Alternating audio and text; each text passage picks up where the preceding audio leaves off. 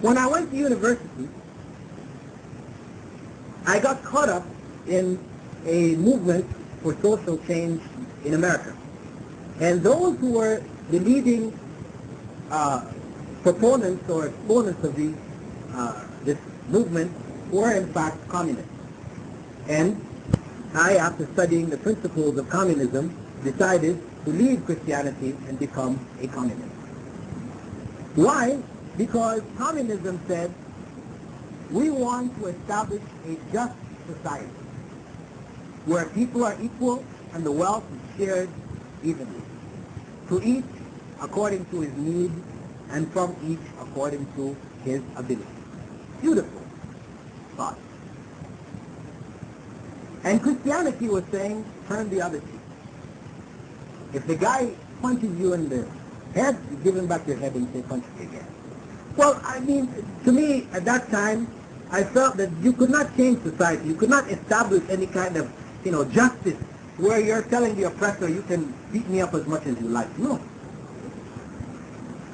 The oppressor has to be stopped. Otherwise, he will only increase in his oppression. So, communism attracted me, and I became a communist. I worked with the Communist Party in North America and in Canada for some years. However, after working with them for these years, I came to realize that those beautiful principles which they called people to, they were not practicing themselves. Equality, with equality, they had what they called the first amongst equals.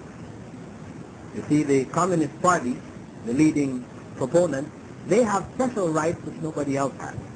This is why you had, in Europe when the Communist Party tried to break up and they checked the leaders, they found that these guys were living, there was the guy in, Czechoslovakia, Ceausescu, Romania, himself, his wife.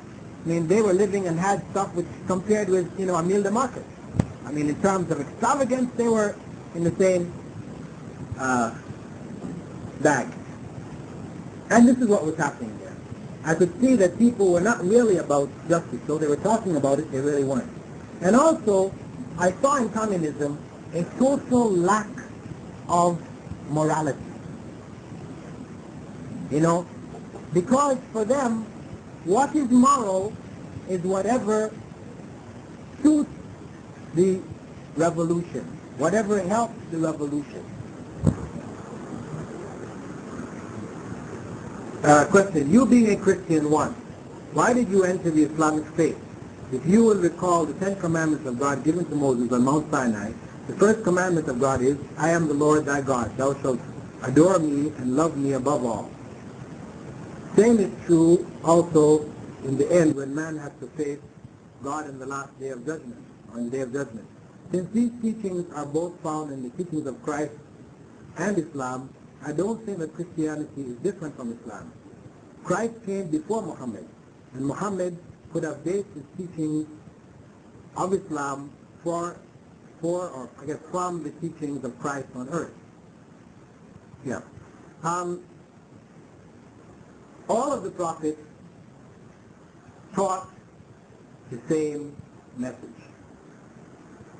The teachings of Christ were the teachings of Moses. So if you're going to say, why follow the teachings of Islam, or in the case really what you're saying is the teachings of Muhammad, when those teachings were already available in the teachings of Jesus? But the Jew can say the same thing. Why follow the teachings of Jesus when the teachings are already available in the teachings of Moses? See, the point is that God sent Jesus at a time because the people who were following the teachings of Moses had strayed. They had strayed away from the spirit of the teachings, though they had retained to some degree the letter of the law. They had strayed away from the spirit. So Jesus said that he came to confirm the letter. He was not breaking the letter, but he also came to renew the spirit. The gospel which he brought was a renewal of the spirit of the law. Now, God sent Jesus at a particular period in time also. And as he said, or it is attributed to him, that he was sent to the lost sheep of the tribe of Israel. He was sent to the Jews. He was sent to a particular people in a particular place in a particular period of time. As such, the message which he brought was not protected for all time, because he was sent for a particular period of time. Whereas Muhammad, may Allah's peace and blessings be upon him and all the prophets, he was sent not just to the Arabs. This is why the majority of people who are Muslims on the earth, they're not Arabs. His message was a universal message, and it is stated clearly in the Quran itself that he was sent as a mercy to all mankind. He was not sent to one people.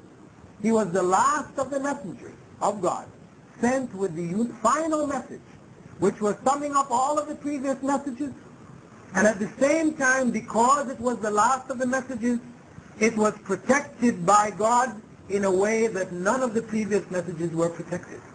It was protected unchanged. This is why you can pick up the Quran and be certain that you have in your hands the Word of God.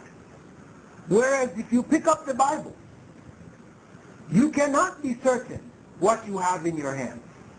Some of it, no doubt, is the Word of God. But much of it, according to the statements of Christian scholars themselves and Jewish scholars, is the Word of man. So you have the pure and you have the impure. So why am I going to choose the impure when the pure is available? In choosing the pure, the final message, I am confirming the message of Jesus and the message of Moses. Because Islam doesn't deny all the truth of what Jesus brought and what Moses brought. It confirms it. So, becoming a Muslim, choosing to be a Muslim, was a logical choice.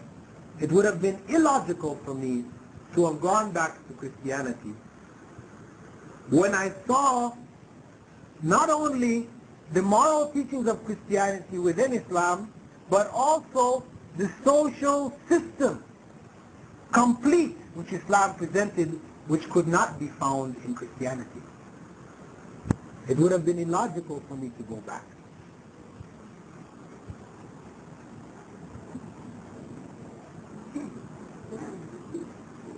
Why do female Muslims cover their hair and face? This is according to the teachings of the Prophet, plural. If we go back and look at the paintings, and the paintings, of course, we can't depend on it solely, but the paintings give an idea. The paintings that they make in the Christian church of Jesus and his disciples, and they don't know what he looked like, know what his disciples look like, but just say that they have these paintings. And the women around Jesus, how did the women around Jesus dress? All of the paintings depict them with scarves covering their hair and flowing dresses covering their bodies.